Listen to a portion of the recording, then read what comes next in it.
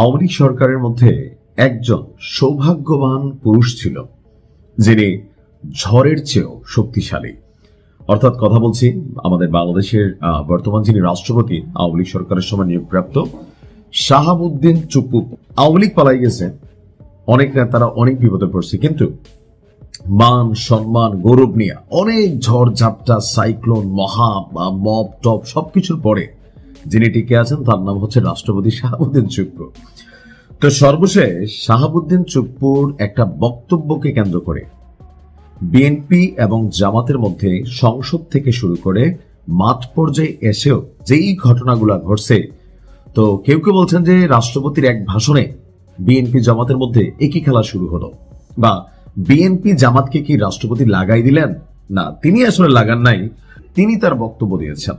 তার এই বক্তব্যকে কেন্দ্র করে সংসদে যেমন ওই দিন বিশৃঙ্খলা ঘটেছে, এর পাশাপাশি ঠাকুরগাঁওয়ের রানী শঙ্কৈল উপজেলায় রাষ্ট্রপতির ভাষণকে কেন্দ্র করে তর্কের জেরে বিএনপি এবং জামাত নেতাকর্মীদের মধ্যে ব্যাপক সংঘর্ষ ঘটেছে। আমার দেশ পত্রিকা যে প্রতিবেদনটি করেছে সেখানে দেখানো হয়েছে যে এই ঘটনায় 4 জন গুরুতর আহত হয়েছে।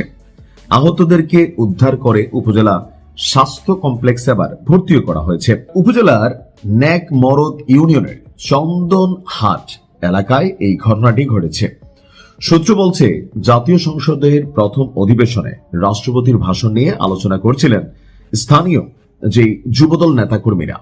এই সময় তারা জামায়াতের সংসদ সদস্যদের কক্ষ ত্যাগের বিষয়টি নিয়ে সমালোচনা করলে সেখানে উপস্থিত নেকমরদ ইউনিয়নের ওয়ার্ড জামায়াত সভাপতি আক্তার হোসেন প্রতিবাদ জানান। অর্থাৎ রাষ্ট্রপতি যেদিন ভাষণ দিয়েছিলেন সেখানে আমাদের জামাতের যারা এমপিরা ছিলেন, এনসিপির যারা ছিলেন, তারা ওয়াকআউট করেছিলেন। যদি বিএনপি এটাকে পাত্তা দেয় নাই, এটা ঘটতে পারে।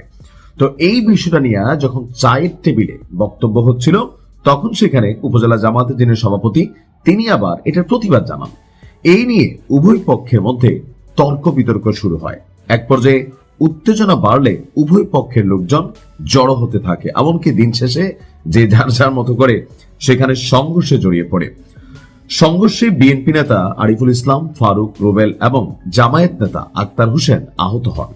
স্থানীয়রা তাদের উদ্ধার করে দ্রুত রানী শঙ্কৈল উপজেলা স্বাস্থ্য কমপ্লেক্সে ভর্তি করে।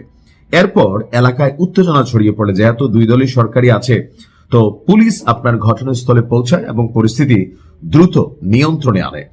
এরপর তিনি বিএনপি নেতা আরিফুল ইসলাম 7 জনের নাম উল্লেখ করে থানায় একটি মামলা দায়ের করে।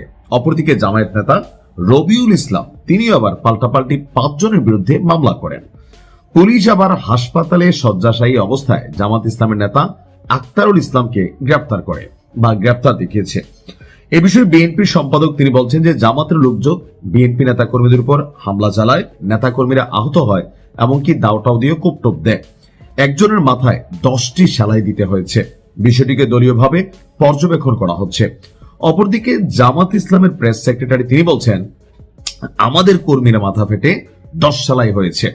এরপরও তাকে হাসপাতালে ভর্তি অবস্থায় পুলিশ গ্রেফতার দেখিয়েছে, যা অমানবিক। তো আসলে এখন সরকার পড়ছে বিপদে, পুলিশও পড়ছে বিপদে, যে কোন দিকে যাবে আর কোন দিকে যাবে না। তো সবকিছু মিলিয়ে আমার কাছে মনে হয় যে রাষ্ট্রপতি তিনি আসলে বিএনপি জামাতের মধ্যে এমন লাগান লাগাই দিচ্ছেন এক বক্তব্য দিয়া, যদি এখানে তার কোনো দোষ নাই, কিন্তু পলিটিক্যাল পয়েন্ট অফ ভিউতে সংঘর্ষ হয়ে গেছে। ভালো থাকবেন।